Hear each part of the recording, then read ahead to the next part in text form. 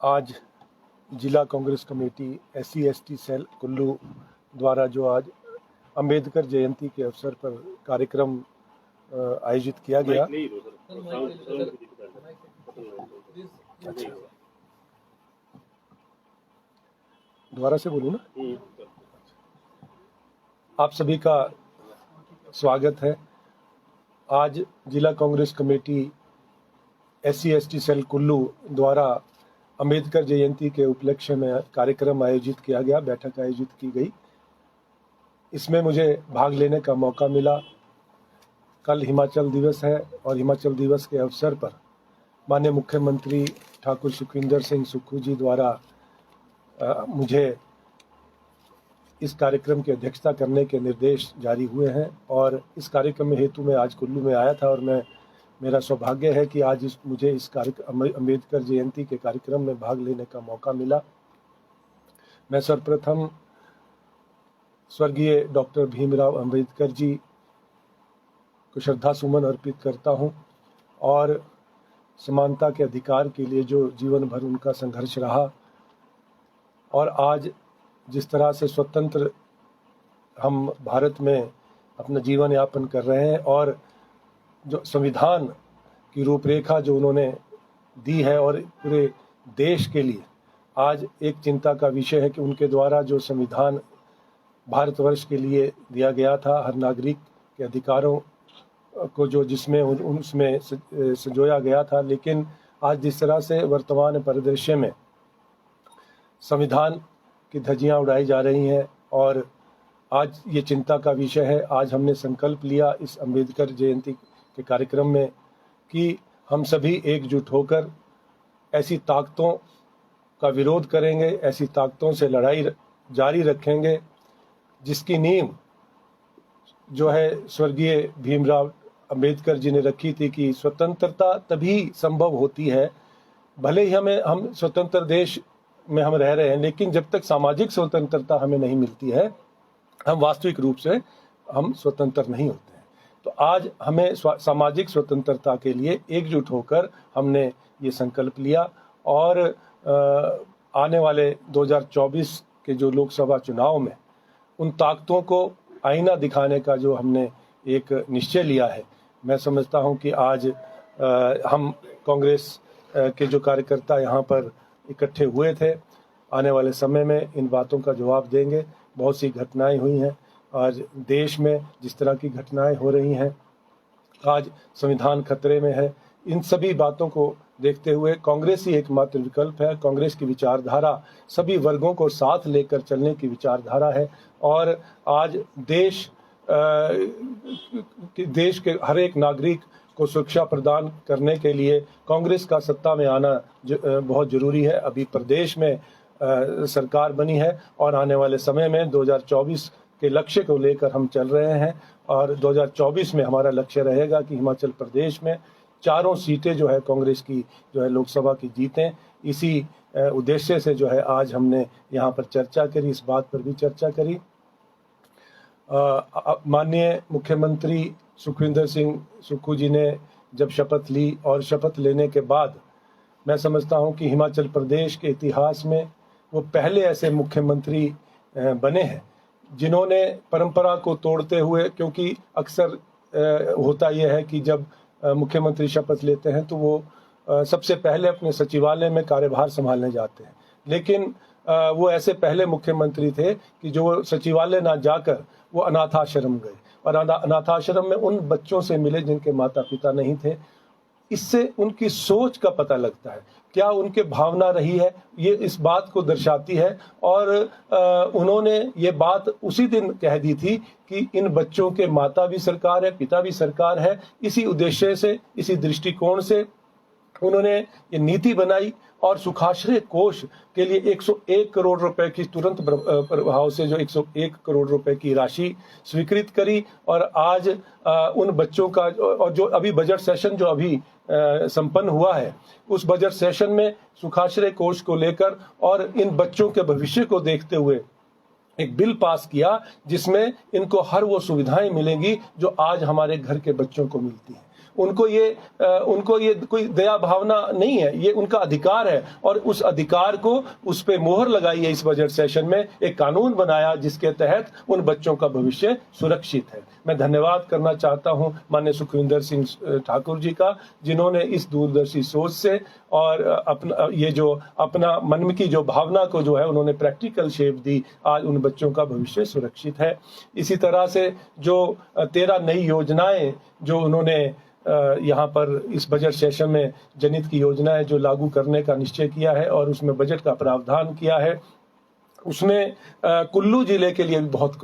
कुछ जो है उनकी सोच रहती है। और उन्होंने खास तौर पे कुल्लू में जो पर्यटन गतिविधियों को बढ़ावा देने के लिए मुख्यमंत्री सुखविंदर सिंह सुक्खू जी की जो घोषणा के अनुसार 20 से जो ढालपुर के लिए पैराग्लाइडिंग जो आरंभ की गई है, आप लोगों की जानकारी में है कि आने वाले समय में जरूरत थी यहाँ की। और क्योंकि कुल्लू जो नेग्लेक्ट हो रहा था, टूरिस्ट आता था लेकिन वो सीधा मनाली और उससे अगले गंतव्य स्थानों पे निकल जाता था, जिससे यहाँ की आर्थिकी प्रभावित हो रही थी। और आर्थिकी को बढ़ाने के लिए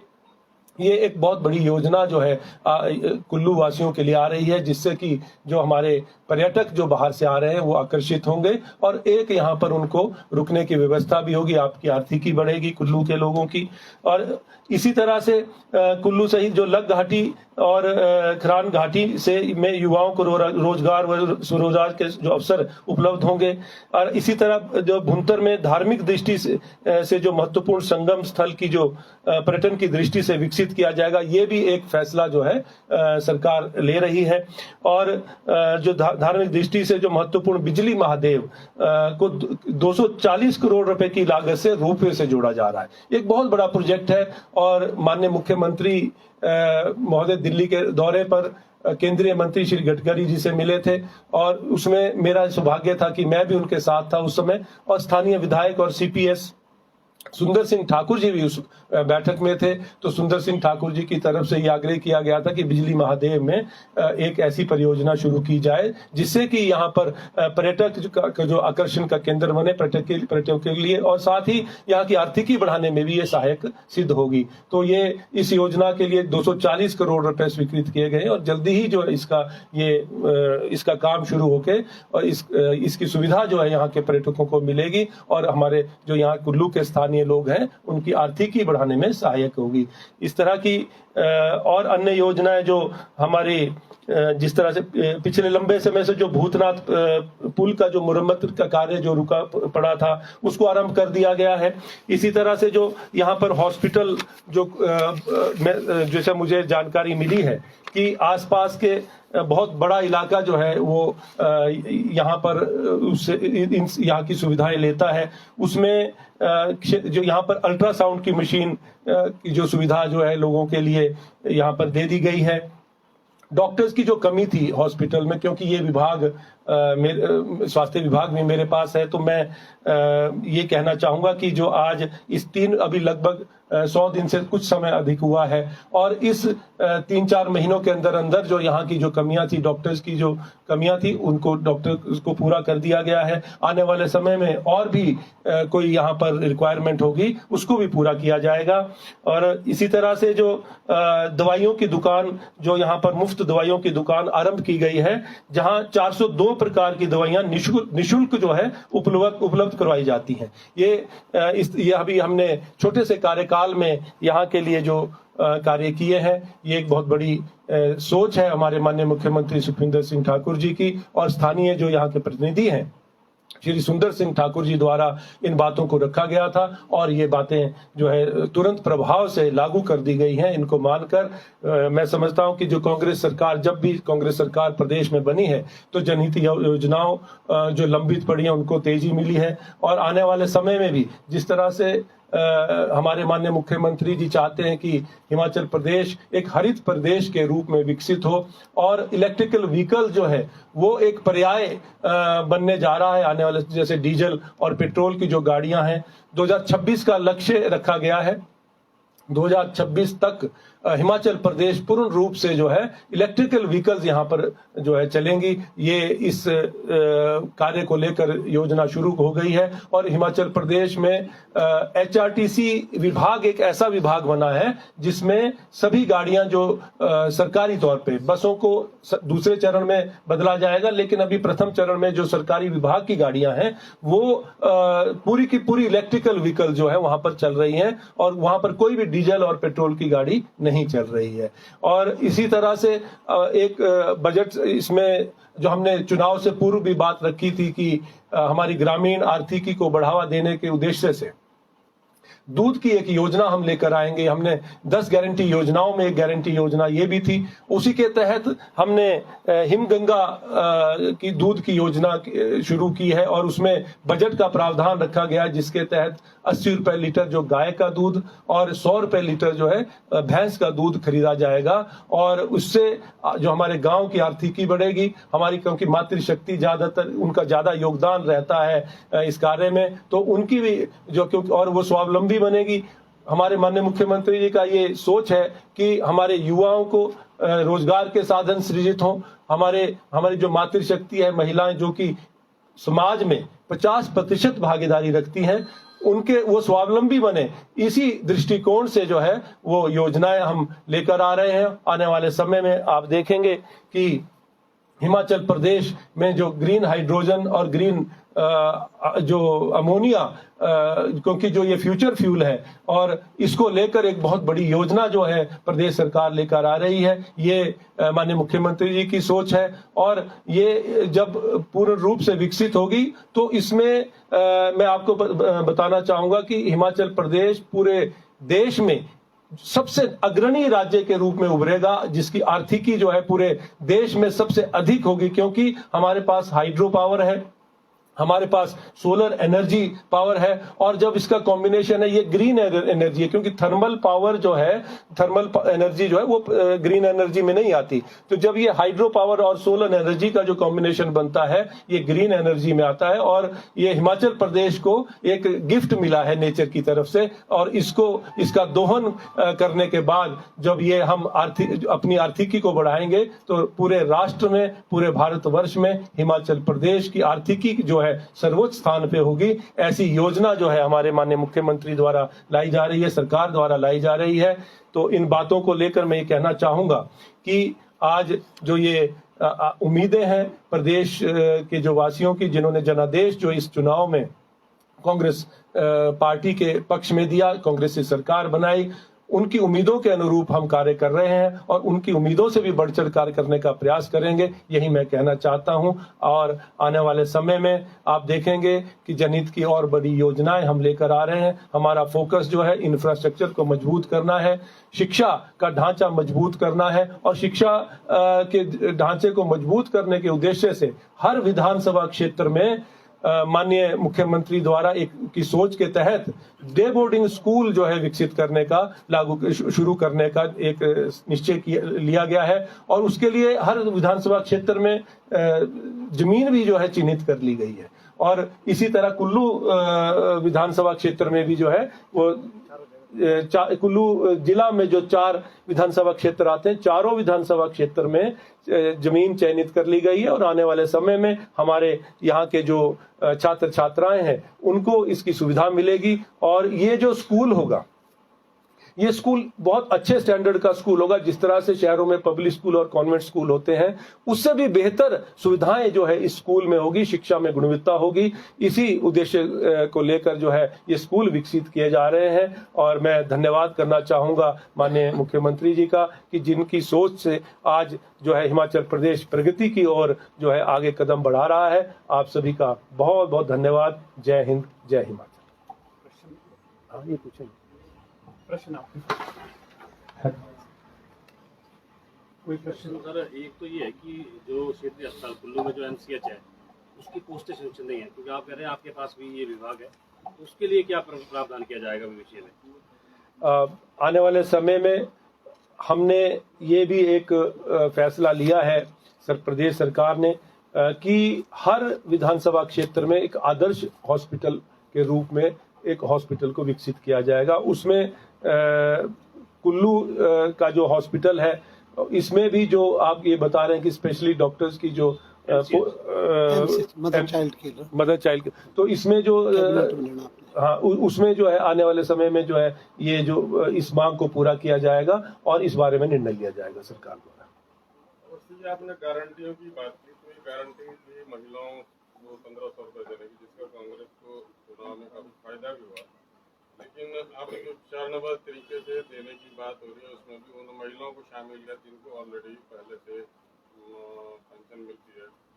उसको 1000 से 1500 किया जा रहा है। तो इस तरह कितने चरणों में महिलाओं को जो है 1500 जो गारंटी योजना है, जो भी घोषणा पत्र किसी भी पार्टी का होता है चुनाव पूर्व, तो वो घोषणा पत्र 5 वर्षों के लिए होता है, क्योंकि सरकार 5 साल के लिए बनती है। और ये जो घोषणा पत्र में जो भी हमने गारंटी योजनाएं लाई हैं, 10 गारंटी योजनाएं लाई हैं, वो 5 वर्षों में एक गारंटी योजना जो है वो धरातल पर हम उतारेंगे, आप ये देखिए। और जो हमने वादे किए हैं वो वादे पूरे होंगे 5 साल के अंतर्गत। और अभी आप जो ये महिला सम्मान निधि की बात कर रहे हैं, जो 1500 रुपए की राशि हमने 18 वर्ष से लेकर जो 59 साल तक की महिलाओं के लिए देने का जो हमने वादा किया है, उसमें चरणबद्ध तरीके से पहले चरण में 2,31,000 महिलाओं को जो हमने ये 1500 रुपए राशि देने का जो प्रावधान इस बजट में रखा है, और आने वाले समय में जो भी महिलाएं इसमें पात्रता रखती हैं उनको सभी को 1500 रुपए की राशि इन 5 वर्षों में मिलनी शुरू हो जाएगी। ओपीएस पे था, तो ओपीएस पे घोषणा तो होगी है, लेकिन केंद्र सरकार कहती है कि हम ओपीएस पे पैसा वापस नहीं करेंगे राज्य सरकारों को, तो उसको किस तरह से बजट का प्रावधान किस तरह से होता है? नहीं, वो जो पैसा है वो हमारे जो कर्मचारी बंधुओं का अधिकार है, वो उनका हक है, और प्रदेश सरकार पूरा प्रयास करेगी कि वो पैसा जो है वापिस आए। और जो हमने वादा किया था कि पहली कैबिनेट की बैठक में हम ओपीएस लागू करेंगे, और पहली कैबिनेट की बैठक में हमने पुरानी पेंशन योजना को जो बहाल किया है, और जो 2003 से कर्मचारी मांग कर रहे थे, जो पेंशन बंद हो गई थी, उसको जो हमने वादा किया था उसको निभाया। सर, हेल्थ डिपार्टमेंट में आउटसोर्स भर्ती जो है वो हुई है, ऐसे में कोविड की अगर बात करें तो डीसीएचसी में प्रदेश भर में 1500 से ज्यादा आउटसोर्स भर्ती किए गए हैं जो कर्मचारी, उनको लेकर सरकार ने 31 तारीख को उनकी लास्ट जो सेवाएं थी समाप्त कर दी। आगे का क्या उनका प्लान किया जा रहा है? नहीं, उनका जो सेवाएं, उनका कॉन्ट्रैक्ट खत्म हो गया था 31 मार्च को, और उसको अभी हम जिनको जो जॉब कर रहे थे, जिन्होंने सेवाएं दी हैं, उनको हम आगे उस पर कंसीडर करेंगे, उनके लिए नीति बनाएंगे। क्योंकि पूर्व में जो ये 5 वर्षों में जिस तरह से अव्यवस्था का आलम था, जो योजनाएं शुरू की गई, कर्मचारी रखे गए, लेकिन उनके लिए कोई नीति नहीं बनाई गई। जबकि चाहिए यह था कि अगर आप संस्थान खोलते हैं तो उसके लिए बजट का प्रावधान करना होता है, उसके लिए आपको जो उसका मैन पावर का, जो आगे जाके स्कूल खुले हैं तो टीचर्स की व्यवस्था करनी होती है। लेकिन बिना नीति के जो है ये योजनाएं लागू की गई थी, तो उसका जो नुकसान जो है हमारे प्रदेशवासियों को हुआ है। लेकिन जो आप बात कर रहे हैं कि जिन्होंने सेवाएं दी हैं, और उनकी सेवाएं बिल्कुल हेल्थ डिपार्टमेंट में जो सेवाएं दी हैं उनको सुचारू रूप से रखा जाएगा, उनके लिए नीति बनाई जाएगी, और नीति के तहत जो है उनको दोबारा से रखा जाएगा। अस्पतालों से तो उनको हटा दिया गया, और कुछ लोग जो है बिना वेतन की सेवा दे रहे, क्योंकि सीएम साहब ने कहा था पिछले दिनों से भी इस संबंध में हम 1 आध दिन में निर्णय लेंगे, लेकिन अभी तक कोई निर्णय नहीं। उसके बावजूद भी कुछ लोग जो सेवाएं दे रहे हैं, कुछ लोग हट के कुछ लोगों को निकाल दिया गया। नहीं, उसके बारे में सीएम मुख्यमंत्री महोदय के संज्ञान में ये बात है, और उन्होंने स्पष्ट तौर पे कहा है कि किसी को भी जो है रोजगार मुक्त नहीं किया जाएगा। हमने रोजगार देने का वादा किया है, हमने रोजगार छीनने का जो है वो अधिकार हमने नहीं लिया है। और आने वाले